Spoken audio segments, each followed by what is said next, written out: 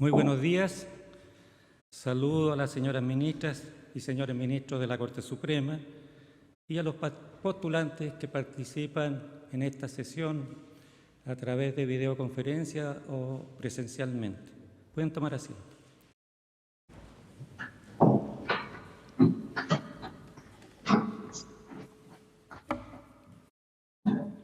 Señoras y señores, según lo dispuesto en el artículo 521 del Código Orgánico de Tribunales y conforme lo establece el Acuerdo de Pleno de fecha 14 de abril del año 2020, esta audiencia pública en que la Corte Suprema se encuentra reunida en pleno tiene por objeto otorgar el título de abogada o abogado una vez que ustedes postulantes presten el juramento de rigor para desempeñar con lealtad y probidad la profesión. A continuación, el señor secretario del Tribunal procederá a tomar el juramento, que será recibido por las señoras y señores ministros de la Corte Suprema. Les invito a todos a ponerse de pie.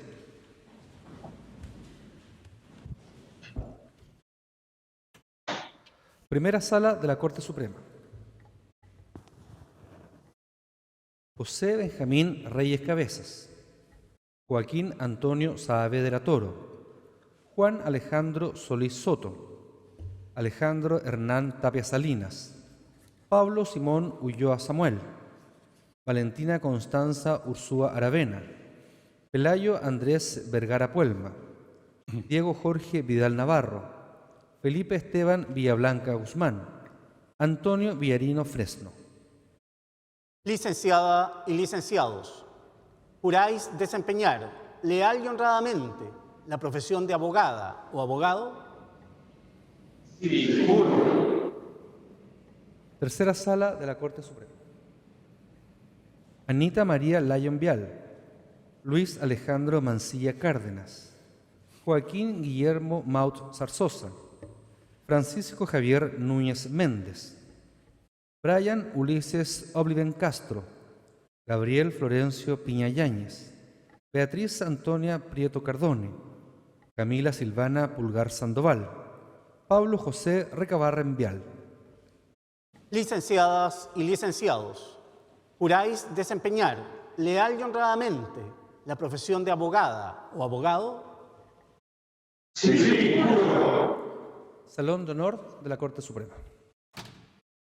Javiera Andrea Aldana Sánchez, José Pablo Araño Urrutia, Constanza Taía Bascuñán Vergara, Tomás Javier Cáceres Díaz, Tomás Canales Delano, Gabriel Ulof Carbacho Lindquist, Isabel Margarita Sillero Torres Barile, Nicola Alejandra Díaz García, Jaime Echeverría Celis, Rafaela Scafi Arrelán, Paola Camila Steinmeyer, Patricio Andrés Gaiguillos López, Ignacio Agustín Figueroa Egas, Raimundo José Gálvez Pacheco, Catalina Andrea Germán, Valentina Almendra Hernández González, Trinidad Larrebú Donoso, Jorge Ignacio Lazo Valenzuela, Sacha Ivette Le Rodríguez, Daniela Vanessa Leiva Cabrera, Catherine Liliana Leiva Salinas, Magali Pía Leiva Sandoval,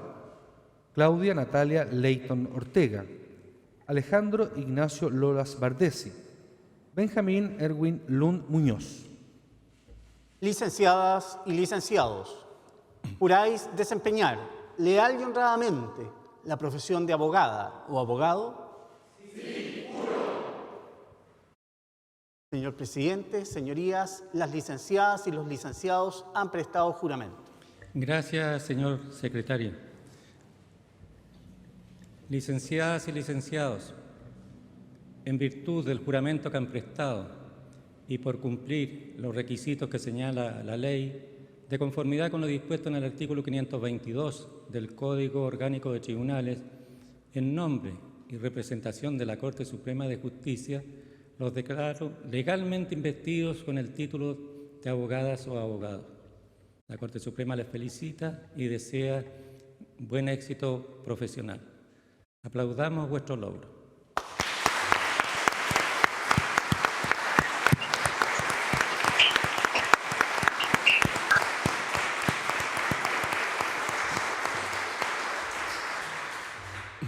Les invito a tomar asiento.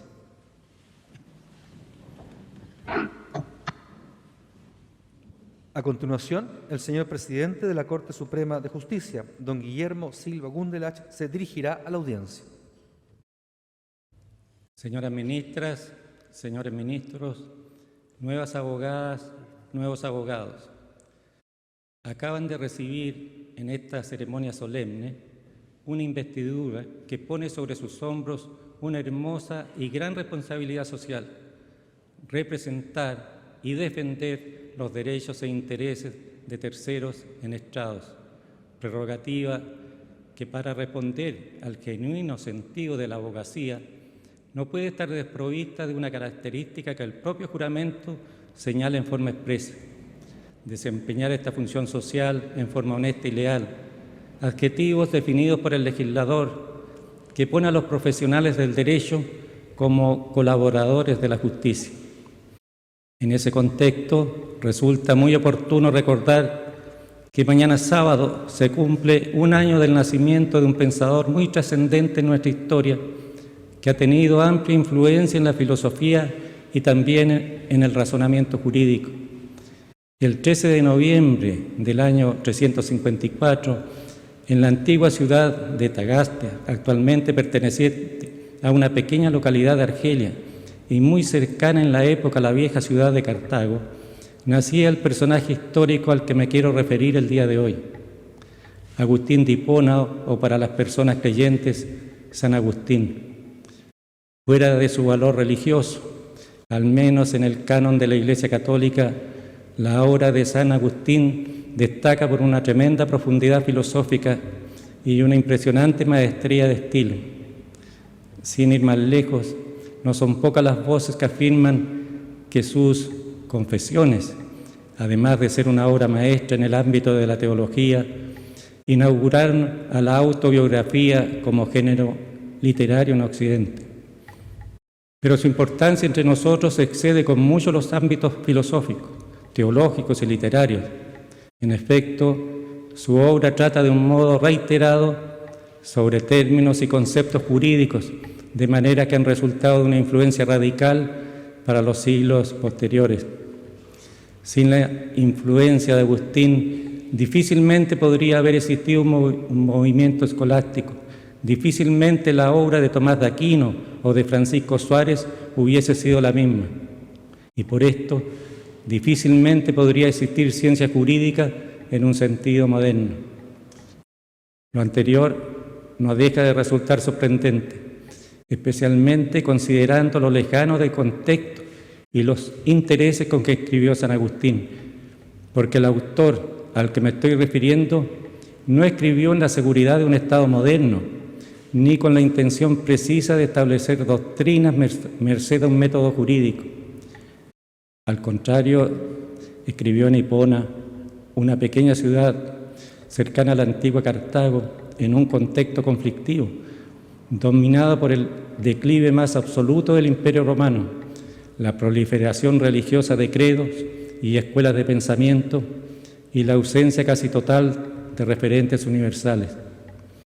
Considerando esto, la densidad de sus doctrinas sobre conceptos jurídicos, tales como Estado, ciudadanía, justicia y ley, aunque derivadas de una herencia intelectual griega, resuenan con una originalidad peculiar y sorprendentemente profunda. Por solo poner un ejemplo, tomemos el peculiar trinomio en que consiste su comprensión de la ley eterna, la ley temporal y la justicia. San Agustín, un decidido voluntarista, consideró que la ley siempre refiere a la voluntad de alguien, del soberano en el caso de la ley temporal, o de Dios en el caso de la ley eterna, pero que en la contraposición entre estas es que se puede reconocer su atributo más importante, el de ser justas. Entonces, en función del contraste entre la voluntad de Dios y la del soberano, introduce una manera de entender la vida en sociedad que aún hoy resuena entre nosotros. Permítaseme probar este acerto recordando una de las citas más importantes e influyentes de la ciudad de Dios, y que pone en el centro de la palestra no solo las preocupaciones filosóficas, sino cuestiones políticas de la más tremenda actualidad.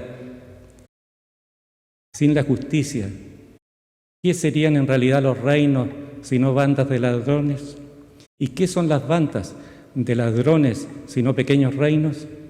Por ello, inteligente y veraz fue la respuesta dada a Alejandro Magno por un pirata que había caído en su poder, pues habiéndole preguntado al rey por qué infestaba el mar con audaz libertad, el pirata respondió: por el mismo motivo por el que tú infestas la tierra, pero ya que yo lo hago con un pequeño bajel, me llaman ladrón, y a ti, porque lo haces con formidables ejércitos, te llaman emperador.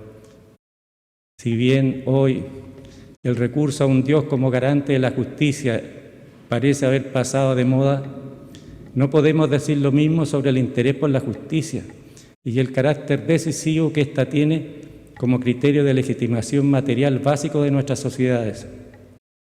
Así, aunque en nuestro mundo post-metafísico la idea de justicia ya no parece derivarse de la idea de divinidad, esta sigue presente en su aspecto de universalidad, contenida, por ejemplo, en el discurso de los derechos humanos, discurso que hoy por hoy es el principal método con que contamos para distinguir aquellos estados que merecen ser tratados como tales y aquellos que no lo merecen.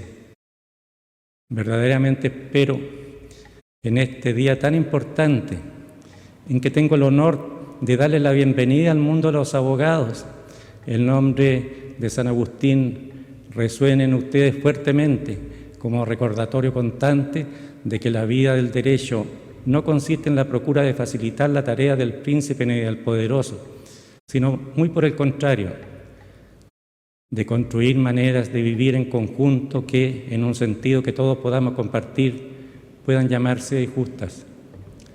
Los felicito por el logro que han obtenido, haciendo extensivas esas felicitaciones a sus familiares, seres queridos y todas aquellas personas que de diferentes modos contribuyeron en su vida para cumplir este momento. A partir de hoy comienza para ustedes una tarea que los tiempos actuales hacen especialmente desafiantes para quienes se abocan a las ciencias jurídicas, con una sociedad demandante de profesionales comprometidos e inquietos por el encuentro y construcción de soluciones justas. Confío en que sabrán responder a este acto de confianza social. Muchas gracias.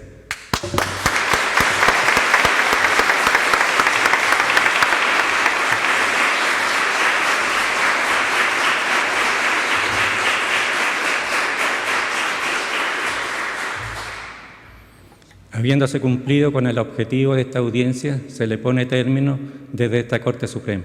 Muy buenos días.